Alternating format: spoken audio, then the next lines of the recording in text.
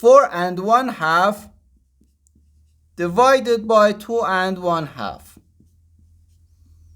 We can easily cancel this 1/2 and this 1/2, so we have just 4 divided by 2, which equals 2. But this answer is not correct. First of all, we need to convert these two mixed numbers to improper fractions.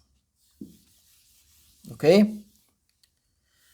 4 times 2 gives us 8. So 8 plus 1 over 2 divided by 2 times 2 gives us 4, and 4 plus 1 over 2. Now we have 9 over 2.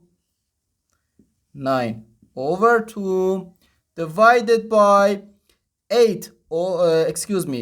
4 plus 1 gives us 5. 5 over 2. Now we have 9 over 2 divided by 5 over 2. According to the KCF rule, K stands for keep, C stands for change, and F stands for flip.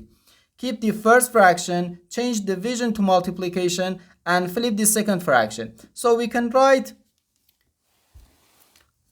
9 over 2 then times 2 over 5. These 2 and these 2 can cancel each other out, so we have 9 over 5.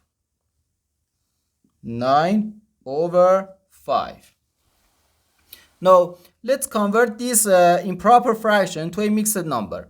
9 is 5 plus 4 and over 5. 5 divided by 5 gives us 1. So 1 and 4/5.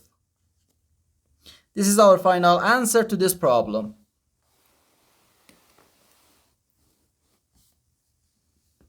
The correct answer is 1 and 4/5.